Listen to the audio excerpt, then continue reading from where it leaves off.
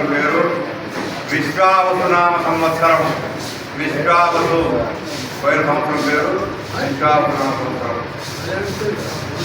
రాబోయే సంవత్సరం అంటే 2027లో వచ్చే సంవత్సరం పేరు లవంగనామ సంవత్సరం. లవంగనామ సంవత్సరం ఏది రాబోయేది. ఇప్పుడు ఈ సంవత్సరం ఈ రోజు నుంచి ప్రారంభమయ్యే సంవత్సరం పేరు పరాభవ. పరాభవ అంటే అవమానం. పరాభవం అంటే అవమానం.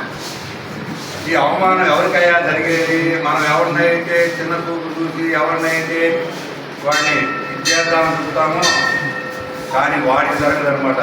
ఆ పరాభవం వీడికి జరుగుతుంది. ఎవరికి చేద్దామనుకున్న వాడికి పరాభవం అంటారు దాన్ని. ఈ పేరు పరాభవన.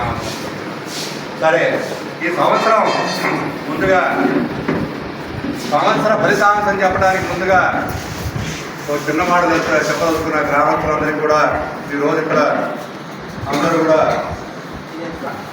ముందుగా ముఖ్యంగా ఈ రామాలయం సంగతి చెబుదామని నిర్ణయం చేసుకున్నా. ఫస్ట్ మీరు అందరూ చెప్పమంటే చెబుతా. ఈ గొడవ మీకు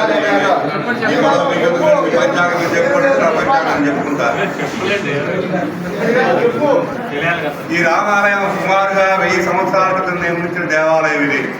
ఎంతో పురాతనమైన దేవాలయం, ఎంతో ప్రశస్తమైన దేవాలయం.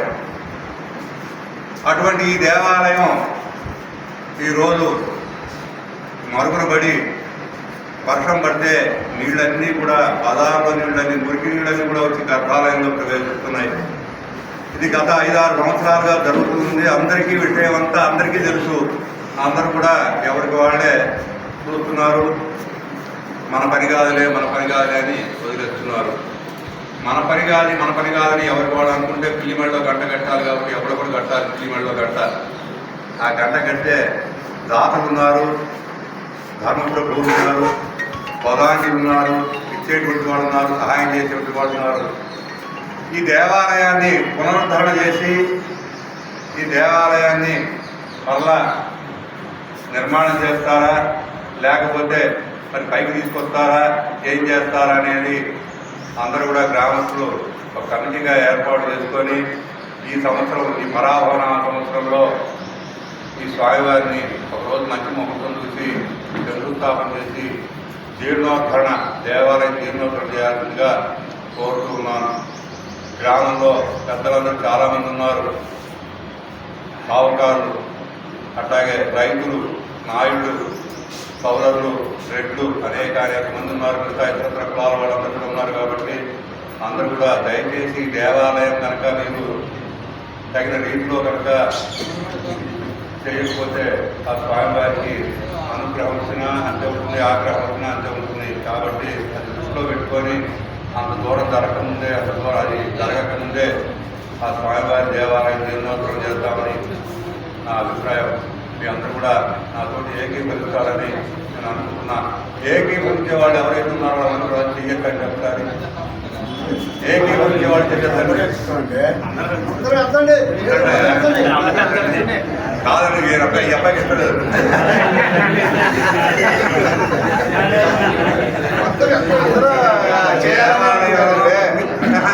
వేరే చెప్తాను కాదు. దేవాలయంలో పదార్థ నీళ్ళు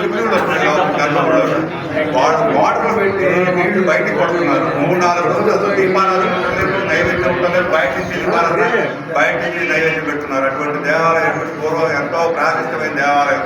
ఆ దేవాలయం మనం ఎంతమంది రైతులు, ఎంతమంది ఊళ్ళో ఉండి, ఎంతమంది సాగుకారులు ఉంది. మరి ఆ దేవాలయాన్ని ఆ రకంగా జీర్ణోత్తరం చేయకుండా వదిలేయడం అనేది ధర్మం కాదు. కాబట్టి అందరూ దృష్టిలో పెట్టుకొని ఒక కమిటీ లాగా ఏర్పాటు చేసుకొని మరి ఈ సందర్భంలో నేను కూడా చెప్తున్నాను. నేను కూడా నా వంతుగా 1 లక్ష రూపాయలు నేను స్వామివారికి ఇస్తాను. ఆ కమిటీ ఏర్పాటు చేసుకున్నాను. నా దగ్గర ముందుగా ఇచ్చేది సందా కూడా 1 లక్ష రూపాయలు నేను ఇస్తాను. ఆ దేవాలయాన్ని మాత్రం జీర్ణోత్తరణ చేయాల్సిందిగా కోరుకుంటున్నాను.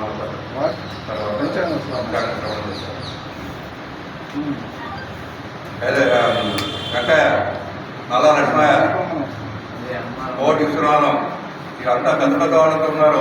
బొత్స వెంకటేశ్వర గారు, అంతా షావుకారులు, రైతులు అందరూ దేవాలయానికి చేయాల్సిందిగా కోరుతున్నాను. వాళ్ళు ఉన్నారు ముందు మన ఊళ్ళో వాళ్ళు పట్టుకుంటే కాదు వాళ్ళు వచ్చేది బయటికి ముందు మీ వాడు మీకే లేకపోతే నాకెందుకు అంటాడు అంతే కదా అది ముందు మన వాళ్ళకి కలగాక సరే. శ్రీ గణేశాయ నమః. శ్రీ కళ్యాణ గుణావహం రిపుహరం దుష్ప్రదోషాపహం గంగాస్నాన విశేష పుణ్యఫలదం గోదానతుల్యం నృణాం ఆయుర్వృద్ధిదముత్తమం శుభకరం సంతాన సంపత్ప్రదం నానాకర్ణ సుసాధనం సముచితం పంచాంగమాకర్ణ్యతాం. ఈ సంవత్సరం పేరండి పరాభవనామ సంవత్సరం. ఈ పరాభవనామ సంవత్సరంలో ఈ పంచాంగ శ్రవణం చేస్తే ఈరోజు పంచాంగం చదివినా కానీ పంచాంగం విన్నా కానీ కలిగేటువంటి శుభ పరిమాణాలన్నీ కూడా మీకు తెలియజేస్తారు. అందరూ శ్రద్ధగా ఉండే శ్రీ కళ్యాణ గుణావహం. మన ఇంట్లో పిల్లలకి ఆడపిల్లలు కానీ మగపిల్లలు కానీ ఎవరికైనా పెళ్ళిళ్ళు కానట్లయితే ఈ పంచాంగ శ్రవణం ఈ రోజు విన్నా కానీ చదివినా కానీ వాళ్ళందరికీ శీఘ్రంగా వివాహం జరుగుతుంది. శ్రీ కళ్యాణం శీఘ్రంగా సర్వమైనటువంటి శుభకార్యాలన్నీ ఇంట్లో జరుగుతాయి. శ్రీ కళ్యాణ గుణావహం రిపుహరం. మనకు శత్రువులు ఎవరైతే ఉన్నారో శత్రువులందరూ కూడా నశిస్తారు. రిపుహరం దుష్ప్రదోషాపహం. దుస్వప్నములు అంటే పీడకలలు ఇటువంటి కళలు కనుక ఏమైనా వచ్చినట్లయితే అవన్నీ కూడా దోషాపహం అన్నీ కూడా నశిస్తాయి. గంగాస్నాన విశేష పుణ్య ఫలదం. గంగాస్నానం ఈ పంచాంగ శ్రవణి వాళ్ళు కనుక ఈ పంచాంగం కనుక విన్నా కానీ చదివినా కానీ గంగలో స్నానం చేస్తే ఎంత విశేషమైన పుణ్యం కలుగుతుందో అంత పుణ్యం కలుగుతుందని చెప్పాడు. విశేష పుణ్య ఫలం గోదాన తుల్యం నృణాం. గోదానం గోవును కనుక దానం చేస్తే ఎంత విశేషమైన పుణ్యం కలుగుతుందో గోదానం చేసిన పుణ్యం ఈ పంచాంగ శ్రవణం చేస్తే కలుగుతుందని చెప్పాడు. ఆయుర్వృద్ధిదం. అంతేకాదు ఆయుష్ వృద్ధి చెందుతుందట. ఉత్తమం శుభకరం నానాకర్మ సుసాధనం. అనేకమైనటువంటి మంచి పనులకన్నిటి కూడా సుసాధనం మంచి సాధనం ఇది. అన్ని మంచి పనులకి అరగట్టుకోవడానికి లేదా గృహప్రవేశం చేయడానికి లేదా పెళ్లి చేయడానికి లేదా శంకుస్థాపన చేయడానికి అన్ని కార్యాలు కూడా సుసాధనం మంచి సాధనం ఏమిటయా ఈ పంచాంగం. ఆయుర్వృద్ధిదముత్తమం